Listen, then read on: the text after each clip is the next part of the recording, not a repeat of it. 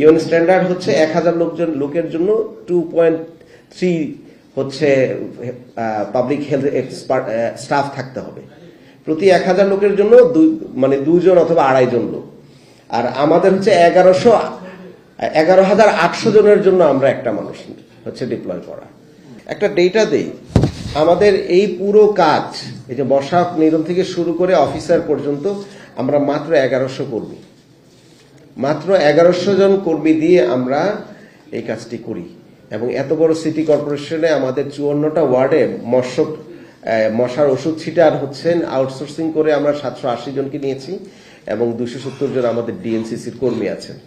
এছাড়া মাস্টার রোলে 75 জন লোক নিয়ে আমরা এই কাজটি করি। এত অল্প সংখ্যক লোক দিয়ে কাজ করানো অনেক কঠিন। আমরা যখনই মন্ত্রণালয়কে এবং সরকারকে বলি আমাদের আউটসোর্সিং বাড়ানোর দরকার, এটার একটা অনেক বড় প্রসিডিওর আছে, কারণ এটা মিনিস্ট্রি অফ ফাইন্যান্স থেকে হয়ে আসে, কিন্তু ততদিনে তো আমার এখানে ডিটোরিয়েট করে। তো সুতরাং সরকারের এই পারচেজ নীতিমালা, এখন নতুন আরেকটি পিপিআর হয়েছে, পারচেজ নীতিমালার রেগুলার পারচেজের জন্য ইজ ওকে, কিন্তু সিটি কর্পোরেশন অথবা মিনিস্ট্রি অফ হেলথ অথবা ডিজাস্টার ম্যানেজমেন্ট এই ধরনের কিছু ডিপার্টমেন্ট আছে গভর্নমেন্টের, এই ডিপার্টমেন্টগুলো তো 24/7 তাকে রেডি থাকতে হয় বিভিন্ন কাজের জন্য। আর আমাদেরকে তো 24 কারো কোনো ছুটি নাই, 24/7 কিন্তু এই সার্ভিস রয়েছে। আমরা কি এরকম যে শুক্রবার অথবা শনিবারে আমাদের বন্ধ, আমরা মশার ওষুধ ছিটাবো না, সেরকম তো সম্ভব না, তাই না? তো সুতরাং আমাদের মতো অর্গানাইজেশনগুলোর ক্ষেত্রে এই যে সরকারের বিধিমালাতে আমার মনে হয় একটা সংস্কার করা প্রয়োজন, যে এখানে আমাদেরকে অনেক শিথিল করতে হবে এবং অনেক কুইক আমরা যেন পারচেজ করতে পারি। এরকম হয়ে গিয়ে যেতে পারে যে পিপিআর এবং অন্যান্য প্রসিডিওর মেনটেন করতে করতে গিয়ে আমাদের কি বলে ইমার্জেন্সি ওষুধের একটা সাপ্লাই আমাদের অথবা ডিজাস্টার ম্যানেজমেন্টের যে কোনো ডিপার্টমেন্টের, এই ধরনের ডিপার্টমেন্টের এটা একটা প্রবলেম হতে পারে। তো সুতরাং এগুলোর দিকেও নতুন করে নজর দিতে হবে। গ্লোবাল স্ট্যান্ডার্ড কি জানেন? পাবলিক হেলথের ক্ষেত্রে ইউএন স্ট্যান্ডার্ড হচ্ছে 1000 লোকের জন্য 2.3 হচ্ছে পাবলিক হেলথ এক্সপার্ট স্টাফ থাকতে হবে। প্রতি 1000 লোকের জন্য মানে 2 জন অথবা 2.5 জন লোক। আর আমাদের হচ্ছে 11,800 জনের জন্য আমরা একটা মানুষ হচ্ছে ডিপ্লয় করা। তো স্বাভাবিকভাবেই এই ম্যানেজমেন্টটা আমাদের জন্য একটা বড় চ্যালেঞ্জ।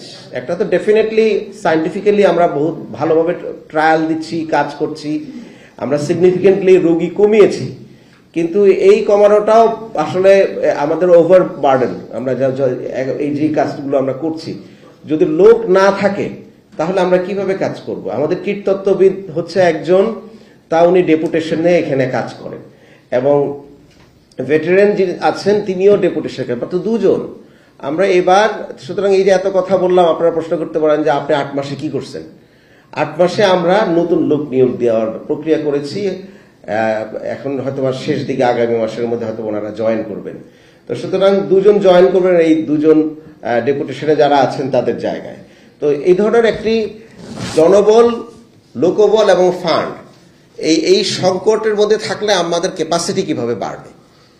গত 30 বছরে তো উচিত ছিল সিটি কর্পোরেশনের ক্যাপাসিটিটা বৃদ্ধি করা। তা আমাদের ক্যাপাসিটি যদি আমরা বৃদ্ধি করতে পারি, যেই সাকসেসটা আপনারা 23-এর সাথে তুলনা করে এখন দেখছেন, আমি আশা করি যে মশক নিধন সম্পূর্ণ কন্ট্রোলের কাছাকাছি কন্ট্রোলে হলেও আমরা নিয়ে আসতে পারবো পুরো ঢাকায়। কিন্তু আমাদের লোকবল লাগবে এবং ফান্ড লাগবে।